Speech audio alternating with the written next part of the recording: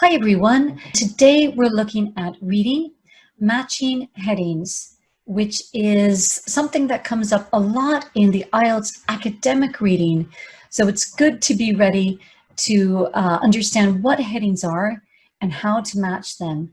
Generally, during the exam, what you'll normally see is a passage and a list of headings, and you have to match the headings. So we're going to talk about that today, how to identify them, and how to use a technique to speed up your answering of this question, because there's not always a lot of time. So time is precious, as we say in English. So matching headings, important to be ready for this. And in this exercise, we're actually going to try to do the exercise ourselves so that we can get into the habit of doing this in a really efficient way. So what is a heading? I think that's the first thing we have to define. What exactly is it? A heading generally is a title of a paragraph. The title is the general topic or the general idea, the main idea of a paragraph. So it's basically a sentence that summarizes what that paragraph is. So it's not a detail of the paragraph, it's not extra information, it's actually the main idea. So once you know that, you know what to look for, right? This is what generally you're going to see on the computerized test. So I'm just moving my own image up here so that it doesn't block what you can see. So in the computerized test, what you'll normally see is on the left, a series of paragraphs. Now, generally, you'll see about 6 or 7 paragraphs, not just 4. This is all I could kind of fit on the page today. Generally, you'll see a lot more. The text might be much longer, in fact. And you'll see those big numbers at the top, the 1, 2, 3, 4, and at the top of each paragraph. And then on the right-hand side, you'll see a list of headings. And those headings are listed in Roman numerals, like 1, like an I for 1, II for 2, II for 3. So those are the headings. And on the computerized version of the test, you'll be able to use your mouse to actually drag the title over to fit into the correct box. So it's pretty easy to do that. It's easier maybe than the paper-based test. In the paper-based test, it looks like this. You'll have, again, a series of paragraphs, 1, 2, 3, 4, 5, 6. But the headings will be with kind of empty blanks on the side.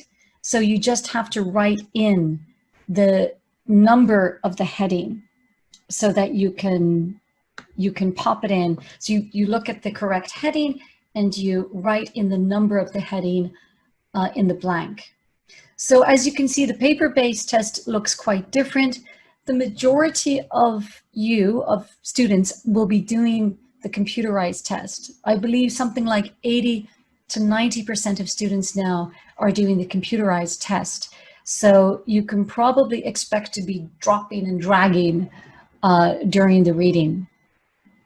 So matching headings, some points to remember. You're not looking for supporting information, you're not looking for details, you're looking for the main idea of the paragraph. So that's really the idea of this exercise. In terms of time, keep an eye on the clock. You only have 20 minutes for this task. And don't forget, you have about 6, maybe even 7 paragraphs. So try to read each paragraph and find the heading in about 3 minutes, maybe less, maybe just under 3 minutes. So you need to be able to scan the paragraph, read the title in less than 3 minutes. So you're reading for meaning, okay? Paragraphs are not too long, so it's not too bad. It should be okay. And don't forget to give yourself about 2 minutes at the end of the task to go back and check your answers. You always need to leave yourself 2 minutes at the end of each part, in each IELTS part, to check your answers, right? Because we all make mistakes. So this is the technique on how to match headings. This is what we'll be speaking about today. So read the paragraph and choose the heading. It sounds pretty easy, right? Read the paragraph, choose the heading. So when you look at your text, just read the first paragraph and then read through the headings and choose the correct one. So don't read the whole passage. Just read the first paragraph. This way you can move more quickly and more efficiently. If you decide to read the entire text and then go back to the titles, it will be confusing. And you may have forgotten information that you have read during the course of the passage. So just take your time, read paragraph 1, and then go back and read the titles. We're going to try that now. So this this passage is about Madagascar. And we're going to start by reading the first paragraph here. So the Republic of Madagascar is the 4th largest island in the world. It is located in the Indian Ocean, just off the coast of East Africa. The country of Madagascar consists of the main island and several smaller islands. Madagascar separated from India 88 million years ago. Its isolation in the Indian Ocean resulted in unique biodiversity. 90% of its animals are not found anywhere else on the planet. However, the country's ecosystems are at risk due to human behavior and industrial growth. Okay, so we now know that the text is about, you guessed it, Madagascar. But as you look at the titles refer to a lot of different aspects of Madagascar. So let's have a quick read through the titles. A brief history of Madagascar is number 1. 2, a unique biodiversity. 3, deforestation. 4, consequences of deforestation. 5, Madagascar's climate. 6, the location and geography of Madagascar. So in order to help you to answer the question, you can look out for key words, and this will really help you. So in the first paragraph, in the second sentence, here in red, you can see it says, Madagascar is located in the Indian Ocean.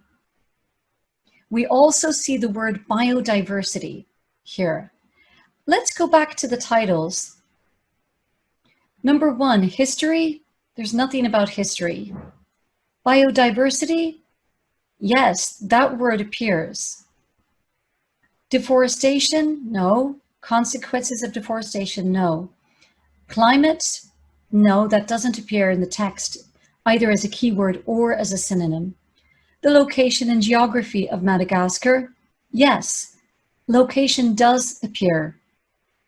If you go back now to the paragraph and scan it, you'll see that it talks about the location of Madagascar and the islands, how it's separated, but it doesn't go into great detail about the history. It's mostly about its location and its geography, its landscape, its physical. So we know immediately the answer is number 6. It's the last heading, the location and geography of Madagascar. Okay, let's try paragraph number 2. The island was first settled approximately 4 centuries before Christ. Various ethnic groups inhabited the island throughout history. The Merina ethnic group became the most prominent tribe, and in the 19th century, the island was ruled by Merina nobles. In 1897, Madagascar was colonized by France and later gained independence in 1960. Madagascar is now a constitutional democracy led by its president, Harry Rajaonarimampianina. Ah, that was tricky. That's a difficult word. If you look at this paragraph, look at the tenses, we can see that the text is referring to the past. Was, inhabited, became. We also see the keyword history. So I think you've already guessed what the answer is. The title of this, or the heading of this paragraph, is number 1, a brief history of Madagascar. Brief meaning short. It's not a big history of Madagascar. Okay, so we've managed to find 2 headings. Let's continue. Number 3, Madagascar has a tropical climate. The warm, rainy season is between November and April. There are storms during this period which have caused enormous destruction. The cooler, dry season is between May and October. Okay, everyone, I think this is an easy one for you, right? Because firstly, we have the keyword is climate.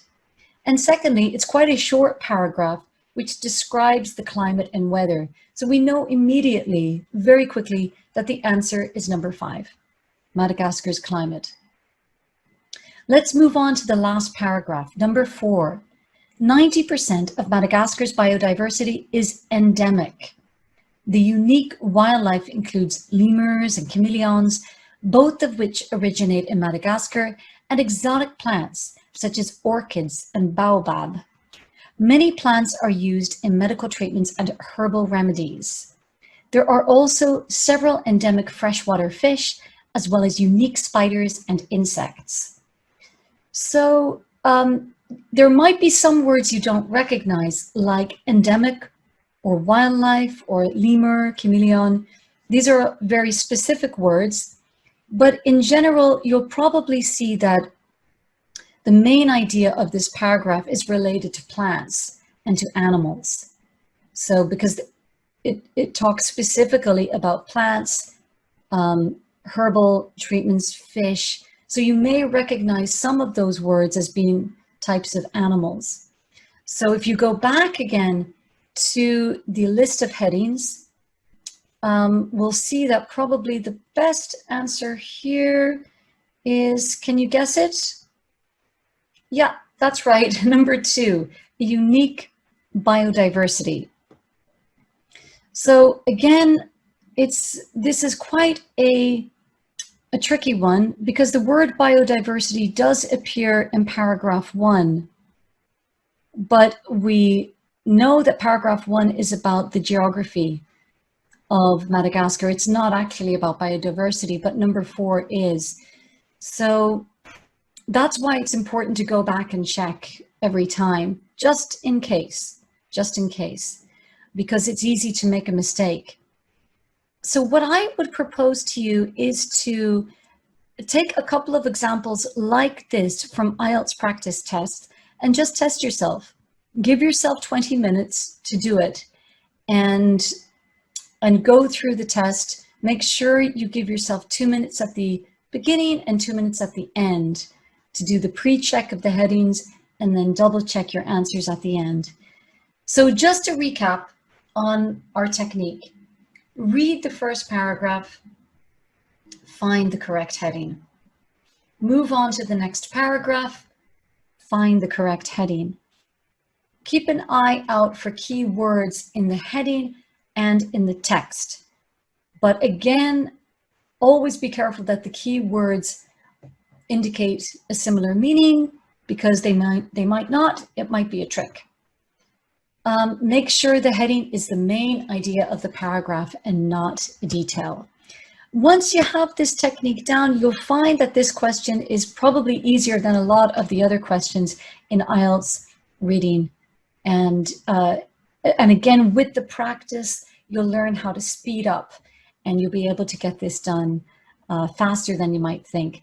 So thank you so much, everyone, for watching. It's been a pleasure speaking with you, and good luck in IELTS reading matching headings. Thanks a lot now. Take care. Bye.